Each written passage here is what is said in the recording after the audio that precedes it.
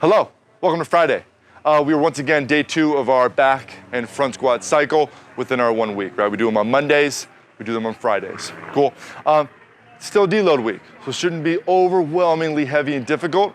We're flushing out the body while getting some good work still mixed in, progressing towards heavier stuff in the future. So quickly go over the back and front squat again. We wanna make sure when we step out from the rig, we're already being really active and tight, right? We wanna keep that midline nice and strong because the weight's up here, but our legs are doing the work. So what's important? Keeping that connection really strong and powerful in the midline, okay? So I'll step back, get set, weight in my heels, I sit down nice and low and drive up, okay? Front squats, same rules apply.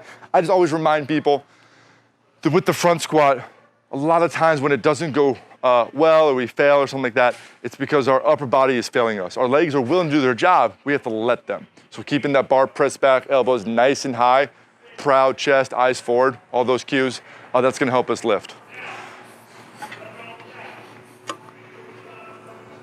So I'm nice and tall, elbows up, eyes forward, down and up my front squats, okay?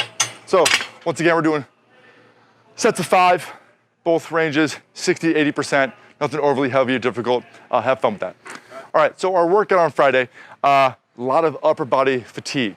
So moderate and scale this as best you need. We're doing a classic sequence of 21, 15, 9, 3 movements. First one's gonna be strict handstand push-ups, followed by strict dips. Remember, we have a lot of options for dips now.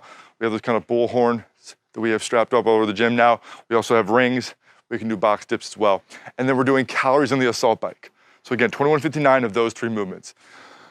Strict handstand push-ups, right? Those might not be for everyone. There's lots of ways to scale them. If we're gonna be up on the wall, we wanna make sure we're nice and active, powerful. We control down while keeping that momentum and locking out, okay? So watch me. We kick up, nice and controlled. I'm able to tap my head and drive up, okay? I tap my head, drive up. We don't wanna feel that sensation of crashing down. If that's not possible for you, we can do 1 to 2 ab mats. We wanna make sure we're getting a range of motion though. We don't wanna stack something up so much to where we're barely moving. From there, we can do a seated press. So we would sit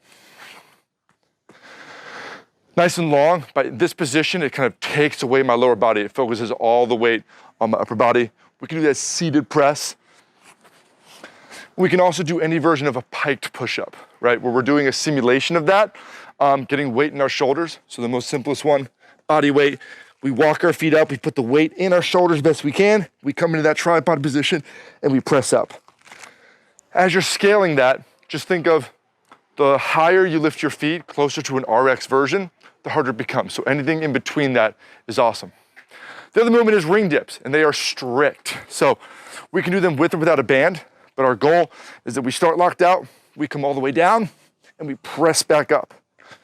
We want to think of not only pressing down, but pulling those rings in. Makes it really important, makes it a lot easier. We don't want those things fraying away from us. And then we'll end that portion with the assault bike. So we're doing 2 difficult up body movements. We're mixing the assault bike to get the heart rate up. Have fun, 21:59, see you tomorrow.